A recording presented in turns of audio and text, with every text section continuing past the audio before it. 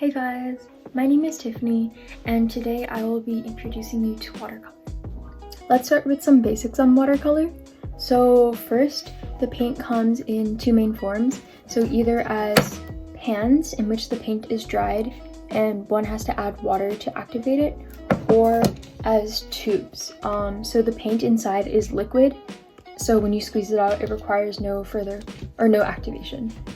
So for watercolor, one unique property is that it's translucent. Of course, the opacity will vary among different brands and colors. However, in general, it is translucent and will allow the white of the paper to shine through. So for mixing colors, watercolor is very different because of how much water is required or how important it is to the medium.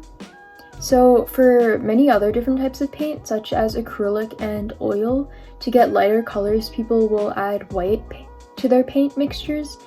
However, in watercolor, artists primarily use the addition of water to paints to dilute it in order to create that lighter value. Here I have the basic supplies for watercolor. So first off is paint. So my particular set is the Winsor & Newton Cotman set, which is student grade paint and goes for about $20 off Amazon. If you don't already have a set, I would highly recommend this just because it's fairly affordable and I think the quality of the paint is quite good. Next off are my brushes. So these are the two that I mainly use. This is a flat brush, which I use for larger areas, and this is a round brush, which is very versatile, but I really like using it for small detailing. Next off is my water container, which is full of water. I would recommend that you get something that doesn't resemble a drinking mug or anything of that sort, just because you don't want to accidentally swallow some paint water. Next, I have watercolor paper. If you don't have paper that's specifically for watercolor, I would highly recommend getting it, just because it's very different from normal paper and will drastically affect the result of your paintings. So for one thing, it's much thicker, which prevents warping or bending of the paper as water is added, as well as being able to absorb water better and being able to create more uniform areas of color. Next, I have a palette, which is just a white plate. You may notice that my paint set does come with a small mixing area, but I personally find this to be too small, so I prefer something larger just to mix my paint on. Next, I have paper towels, which are good for absorbing water and can sometimes be used just to dab up mistakes or make sure my brushes are clean. Now I'm going to show you how to use and mix watercolor paint. If you do have pan watercolors, I would recommend adding water, either just using your brush to drop droplets of water into your palette for every color just to soften the colors. This can also be done with a mister, in which you would just spray the palette to soften the paints and make it easier to pick up.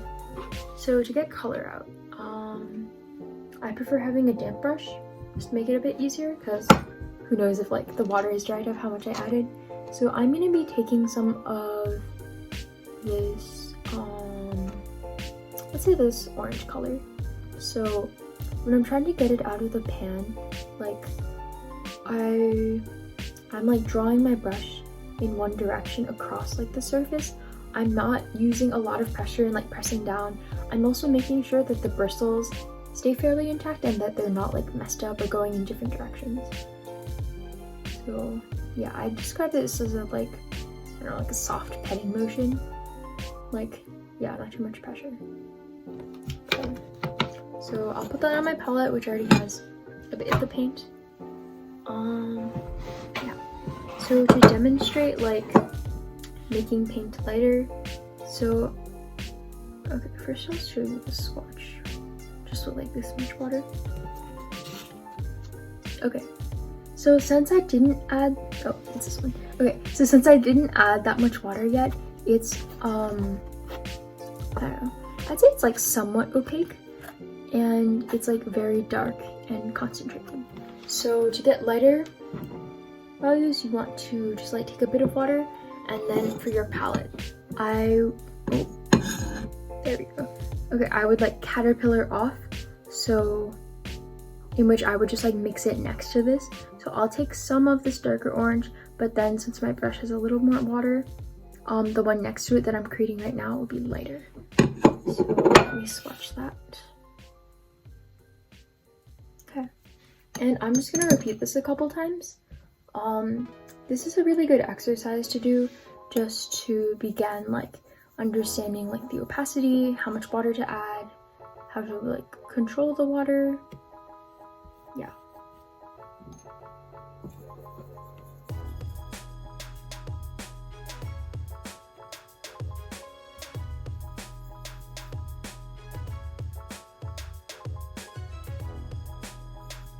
And as you can probably see, like in between painting these, I'm like dabbing my brush on the paper towel just to absorb some water so I'm not adding too much water. You can also remove excess water just by running your brush on the edge of the water cup just to allow it to drip down. Okay. So here I have like a very rough range of the watercolor. A dried version is here. But yeah, like this is a very good exercise, just going from the darker color to the lighter color to just like understand how lightning color works in watercolor. Okay, now for mixing colors. So let's say I want a like yellow-orange color, maybe similar to like the macaroni and cheese Crayola crayon.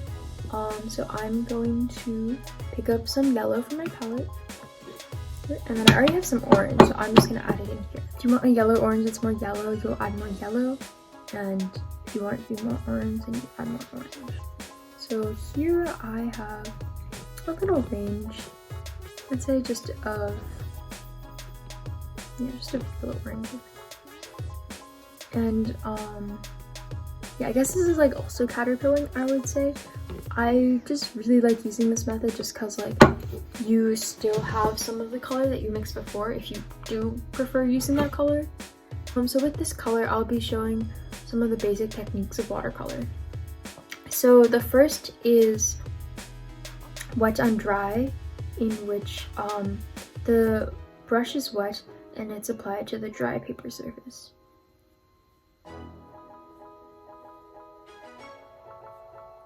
Okay. Next is wet on wet, in which first you apply water to the surface. So there's like, yeah, so that the surface of the paper is damp and maybe, I don't know, even some pools of water. And then I'll take the paint and like lightly run it across the surface. And this creates a totally different texture. So the pigment will like spread out from the areas you apply. It also might not be as even depending on how you applied it. Next is dry on dry. So this is when your brush would barely, or like when the paint is very dry or like doesn't have that much water, so that when you apply it to the surface it comes out streaky. So these are the three swatches I just did. This is wet on dry, this is wet on wet, and then this would be dry on dry, or also dry brushing. Yeah, so these are some very basic exercises that you can do just to get yourselves acquainted with the paint and how like paint mixing works and diluting the color. Thank you so much for watching today. I hope you found these tips and exercises helpful, especially if you're trying to get into watercolor. Two last things that I forgot to mention earlier. So you might have noticed me just like dabbing my brush on the paper towel that might have been out of camera. But I just wanted to explain why I was doing that. So in addition to removing excess water, it also can help you determine the cleanliness of the brush, especially for like brushes with stained bristles, such as this one. It was once a white brush, it is, yeah, very clearly not anymore. But yeah, so for this brush, or just brushes with darker bristles, it's harder to determine whether or not they're clean. So if you run it around a paper towel, you can see how much pigment is left off. So this is when a lot of pigment was on my brush, and this is where I just ran my brush along and there's barely any pigment, so I would consider this clean. Yeah, also just for brush drying, make sure that when you're drying them, the brushes aren't like facing downward, and preferably like upward or just like horizontally like laid out, just so that the bristles won't be warped or anything like that, just to preserve the longevity of your brushes. Yeah, so that's all I have for you guys today. I hope you also found the information that Sabrina provided on acrylic really helpful, and hopefully soon I'll be teaching you guys how to do full paintings. Thank you! Hey everyone, so today I'm going to be showing you some of the essentials you'll be needing if you want to start painting with acrylics. These are just my personal preferences and recommendations. By no means do you have to use these exact products to paint with acrylics. I just personally think these would be the best for beginners. So the first thing you're going to need is paint. I'd say that's pretty important. I think a good reasonable set of acrylic paint is these Liquitex paints, as you see right here. There's a lot, and there's like 2 more layers of that. So the reason why I think these would be really good for beginners is because mixing colors may be a little hard at first. So these paints come with 48 different colors, and yeah, it's like every single color of the rainbow. Makes your life a lot easier when you're trying to get a certain color. If you can't afford such a big box, or you just don't want this many, which is completely understandable, you could just buy a red, yellow, blue, and a white tube of paint, and you could pretty much mix anything because those are the primary colors plus white. It's just a little harder if you're starting. So some really good brands that I recommend are Liquitex, obviously, Golden, Winsor & Newton, maybe Artist Loft. They're all pretty good quality and they're also really affordable. So now I'm going to talk about the types of brushes. The first kind of brush is a flat, and here are some examples of how flats look like. They can range in sizes. As you can see, this one's like kind of big, this one's like smaller. I like to use this brush for like edging and like trying to get some crisp lines and just filling out some bigger spaces. The next brush is your round, and here's how some rounds might look like. So they're more pointed, and obviously they're round. They're not like flat and square like the flat brushes. These are used for small, skinnier brush strokes. So for example, these would be pretty good for like tree branches if you're painting that. Yeah. So next is your wash, and I actually lost my wash brush, so I will insert a photo right here. For example, if you're painting a sunset, a wash would be really helpful if you want to lay down those nice horizontal strokes to paint your sky. That's what you would use a wash brush for. So next is a filbert. This is how a filbert looks like. As you can see, it's kind of like a flat because it is flat, but it's got rounder edges. I use this brush for, like I said, rounding edges. I probably use this brush the most. Another type of brush is the fan brush. I'll insert a picture right here because I actually do not own one.